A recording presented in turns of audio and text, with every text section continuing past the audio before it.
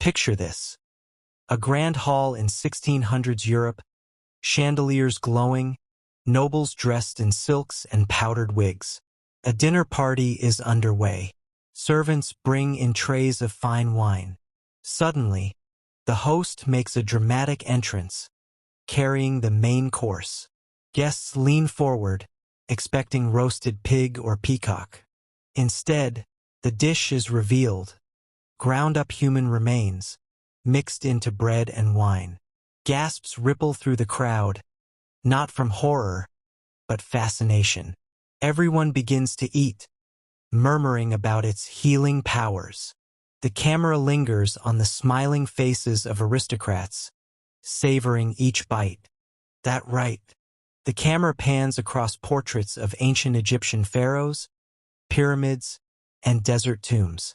Then, smash cut to Renaissance Europe, ships docking, merchants unloading crates covered in strange markings. Inside, mummies, not relics for museums but products for consumption. Apothecaries grind them into powders. Wealthy families serve them at feasts. Even bakers slip the substance into loaves of bread. The obsession is everywhere.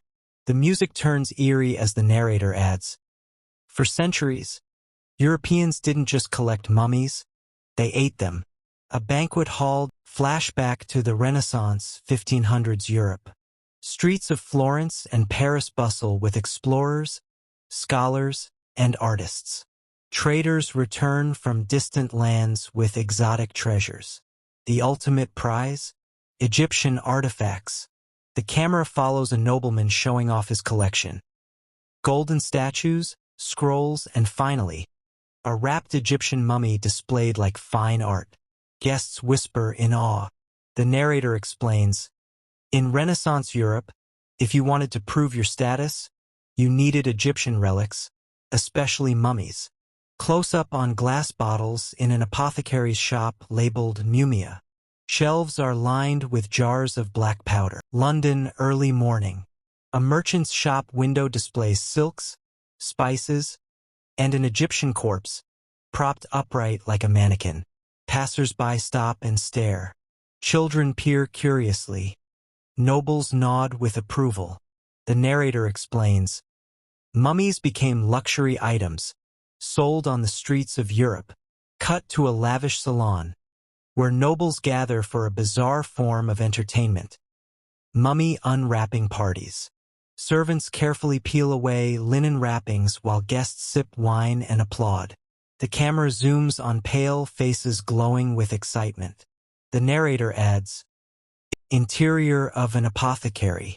Wooden shelves overflow with herbs, jars, and powders. A sign reads, medicines for all ailments. The apothecary grinds mummy flesh into powder, packaging it in parchment packets.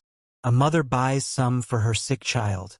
Across the street, an artist mixes paint on his palette, one labeled Mummy Brown.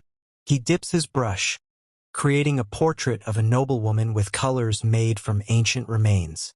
The narrator, even Shakespeare mentioned mummy as medicine.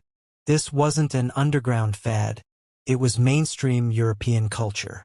Cut to theater actors, Paris, candlelit study of a royal physician. Books line the shelves, ancient Arabic texts open on the desk. The physician studies one word, mumia. His misunderstanding begins. The narrator explains, they confused mumia, a natural healing resin, with Egyptian mummies. Cut to physicians grinding dried flesh, believing it to be a cure-all. The camera shifts to a sick noble in bed, drinking wine mixed with mummy powder. He sighs with relief, convinced of healing. Dramatic close-up. The physician montage of European royalty. King Charles II drinks his special King's Drops, containing powdered skull and mummy. Francis I's physician prescribes mummy for bruises. Francis Bacon writes notes praising mummy medicine. The narrator, the greatest minds of Europe believed in this practice. Cut to illustrations of medical books showing recipes. Mummy wine, mummy plasters, mummy pills. The eerie reality unfolds, every ailment. From dimly lit tavern, a merchant whispers to a customer, sliding a packet of fresh mummy powder across the table. But this is no Egyptian relic. It's a recently deceased body, faked and preserved. The narrator. As demand exploded, grave robbers looted tombs, and when supplies ran short, they made fresh mummies. The screen shows corpses from hospitals and gallows, wrapped in linen and sold as authentic. A chilling montage reveals ships loading crates. Egypt, midnight. Grave robbers dig frantically, dragging out mummies under torchlight. Their laughter echoes as they load the bodies into carts. The narrator. Egyptian tombs became gold mines, raided night after night. The screen fades to European ports where crates arrive. Merchants break the mummies apart, shoving limbs into barrels. The camera pans over blood-stained ships. The narrator adds, "They were shipped like cattle." Merchant shop in Paris. Customers browse jars labeled Royal Mummy, Priest Class, and Common Powder. The narrator explains, like any luxury market, there were grades. Wealthy nobles purchased pharaoh mummies. Middle-class families bought cheaper powders. At a grinding station, a merchant cheerfully grinds mummy flesh in front of customers. Like a butcher shop, patrons nod, impressed. The camera's aristocratic mansion, 1680s France. A banquet is underway. Candles flicker as guests await the main dish. Servants present trays of roasted meats, but the highlight is a bowl of mummy flesh, seasoned and served as delicacy. Guests cheer, toasting with wine mixed with mummy powder. Bread baked with mummy dust is passed around. The narrator. Yes, you heard that right. These were mummy banquets. The scene is grotesque yet celebratory. Montage of bizarre parties. Artists gather to paint portraits using mummy brown pigment. Aristocrats hold mummy unwrapping ceremonies, peeling away bandages while sipping champagne.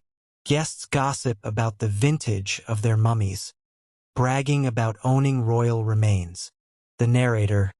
To them, mummies weren't people. They were commodities. The grotesque cut to a dark library. Physicians debate treatments. One insists, the head cures headaches, the heart cures heart disease, the feet for foot pain.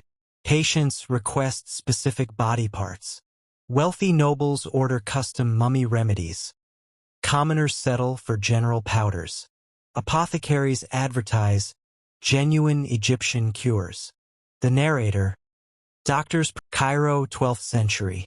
Arabic physician Abd al-Latif al-Baghdadi examines a tomb.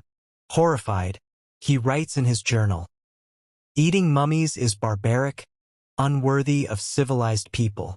His words echo as the scene cuts to Europe, where nobles feast shamelessly. The narrator. Some saw the horror. By the 1700s, cracks appear. A shady merchant whispers to a buyer, admitting, "These are not ancient mummies. They're fresh corpses." The buyer recoils. The narrator. The truth began to surface. Most mummies sold were fakes. The screen shows nobles realizing their medicines may not be Egyptian at all. Narrator's voice grows somber. By then, it was too late. A montage shows thousands of mummies destroyed, ground up, eaten, painted, sold. The narrator. Centuries of history were consumed. European universities, 1800s. Scholars translate hieroglyphs, studying ancient beliefs.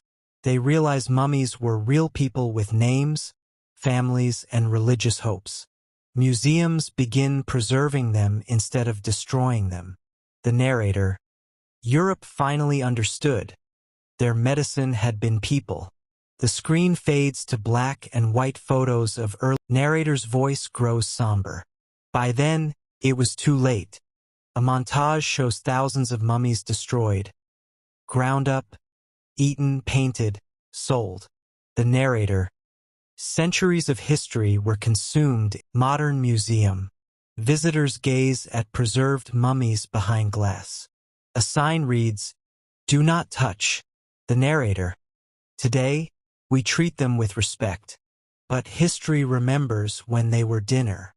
A guard watches carefully, ensuring closing montage, fast cuts. Aristocrats feasting, apothecaries grinding, merchants selling, scholars studying. The narrator's voice, "The lesson isn't just don't eat mummies. It's that even the smartest people can believe wild things when blinded by tradition." The screen fades to black with one final line. "Remember, once, everyone knew eating mummies was good for your health."